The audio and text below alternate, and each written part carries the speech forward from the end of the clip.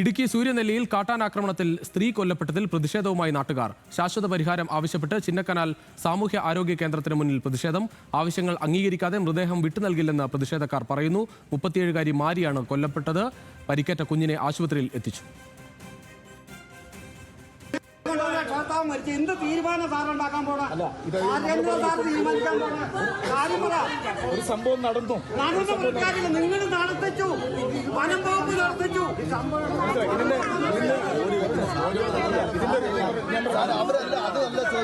37 പേര് മരിച്ചിട്ട് നിങ്ങൾക്ക് ശാശ്വത പരിഹാരം ഉണ്ടാക്കാൻ തീരുമാനം വായിച്ചിട്ട് 47-ാമത്തെ ആളായത് 47-ാമത്തെ ആളായത് പിന്നെ ശാശ്വത പരിഹാരം ഉണ്ടാക്കുന്നത് 47-ാമത്തെ ആളായി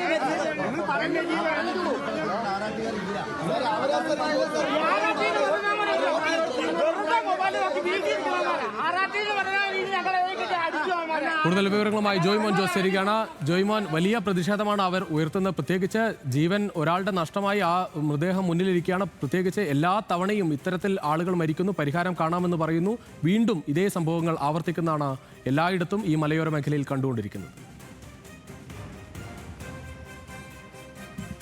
രുജീഷ്, തീർച്ചയായും രുജീഷ്, ശാശ്വതമായ ഒരു പരിഹാരം ആവശ്യപ്പെട്ടാണ് ഇപ്പോഴും ഇവിടെ ചിന്നക്കനാൽ ആരോഗ്യ കേന്ദ്രത്തിന് മുന്നിൽ ഇപ്പോൾ ആളുകളുടെ പ്രതിഷേധമുണ്ടാകുന്നത്. അതായത് ഇന്ന് രാവിലെയാണ് ഇത്തരത്തിൽ തൻ്റെ മകനുമായി സ്കൂളിലേക്ക് പോകുന്നതിനിടെ കാട്ടാനകളുടെ മുന്നിൽ അകപ്പെടുകയും മാരി എന്ന യുവതി, അതായത് 37-കാരായ യുവതി കാട്ടാനയുടെ ആക്രമണത്തിൽ കൊല്ലപ്പെടുകയും ചെയ്തത്.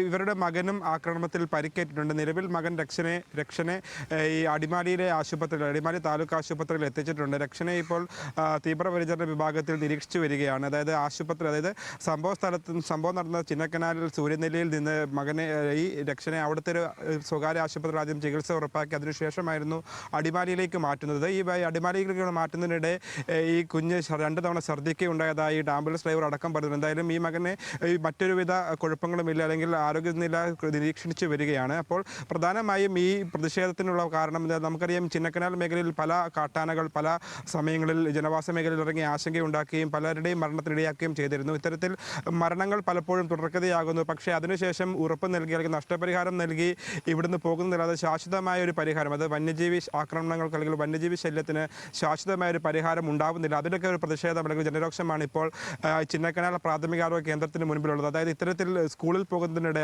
സങ്കടകരമായ കാഴ്ചയാണ്, അല്ലെങ്കിൽ സങ്കടകരമായ ഒരു സംഭവമാണ്. അതായത് മകനുമായി സ്കൂളിൽ പോകുന്നതിനിടെ ആക്രമണം ഉണ്ടാകുന്നു. അതിനുശേഷം ഇപ്പോൾ മൃതദേഹം വിട്ടു നൽകുന്നില്ല. മൃതദേഹം ആംബുലൻസിൽ നിന്ന് ഇറക്കണമെങ്കിൽ ഈ നഷ്ടപരിഹാരം ഉൾപ്പെടെയുള്ള കാര്യങ്ങളിൽ വേഗത്തിലൊരു തീരുമാനം ഉണ്ടാക്കണം. അതുപോലെ തന്നെ ശാശ്വതമായ ഒരു പരിഹാരം.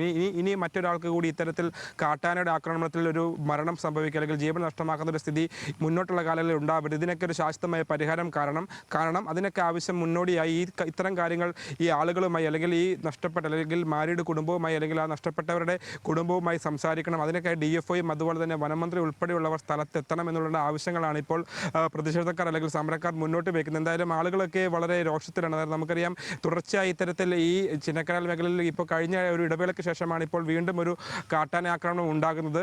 അതിലൊരു മരണവും സംഭവിക്കുന്നു. മുൻപ് പല സംഭവങ്ങൾ ഇത്തരത്തിൽ ഈ മേഖലയിൽ അല്ലെങ്കിൽ ചിന്നക്കനാൽ അതുപോലെ തന്നെ ഇതിനോട് തൊട്ടടുത്തുള്ള മേഖലകളിലൊക്കെ റിപ്പോർട്ട് ചെയ്യപ്പെട്ടിട്ടുണ്ട്. അപ്പോൾ ഇത്തരം ആക്രമണങ്ങൾ പതിവാകുമ്പോഴും ഒരു ശാശ്വതമായ പരിഹാരം ഉണ്ടാവാത്തതിലാണ് ഇപ്പോഴും പ്രതിഷേധം തുടരുന്നത്. രുജീഷ്.